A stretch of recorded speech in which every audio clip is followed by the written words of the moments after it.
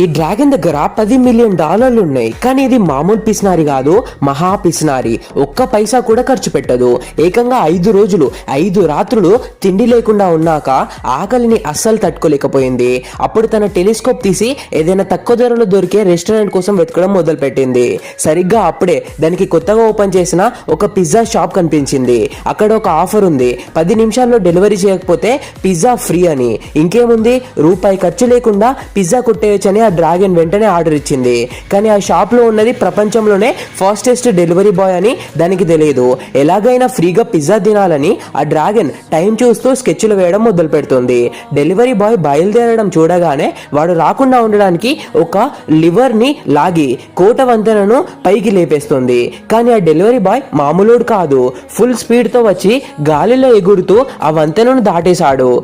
వాడే skate board కింద పడిపోయినా సరే వెనక్కి తగ్గకుండా పరిగెత్తుకుంటూ వచ్చాడు. టైం అయిపోతుందని కంగారు పడ్డ డ్రాగన్ మరికొన్ని అడ్డంకులు యాక్టివేట్ చేసింది. కానీ ఊహించని విధంగా ఆ డెలివరీ బాయ్ తన మీదకు వస్తున్న రాళ్లను తప్పించుకోవడమే కాకుండా వాటి వేగాన్ని వాడుకుంటూ ఇంకా స్పీడ్ గా దూసుకొచ్చాడు. చివరికి డెలివరీ బాయ్ సరిగ్గా 9 నిమిషాల 59 సెకండ్లకు డ్రాగన్ కోట మెట్ల దగ్గరికి చేరుకున్నాడు. టైం లోపు వచ్చేయడంతో డ్రాగన్ అయిష్టంగానే డబ్బులు బయటకు తీసి చెల్లించింది. కానీ మరుక్షణమే ఆ డెలివరీ బాయ్ నవ్వుతూ ఆ డబ్బులను తిరిగిచ్చి ఆ పిజ్జాను ఫ్రీగా ఇచ్చేశాడు. ఎందుకంటే ఆ షాప్ గ్రాండ్ ఓపెనింగ్ సందర్భంగా ఆ రోజు పిజ్జాలన్నీ అందరికీ ఫ్రీ. వాడు నవ్వుతూ అక్కడి నుండి వెళ్ళిపోయాడు. తన చేతిలో ఉన్న పిజ్జాను చూస్తూ ఆ డ్రాగన్ కి ఒక విషయం అర్థమైంది, డబ్బు కంటే మనశ్శాంతి, ఉదారత ముఖ్యమని. అప్పటి నుండి తన పిసినార్తనాన్ని వదిలేయాలని నిర్ణయించుకుంటుంది.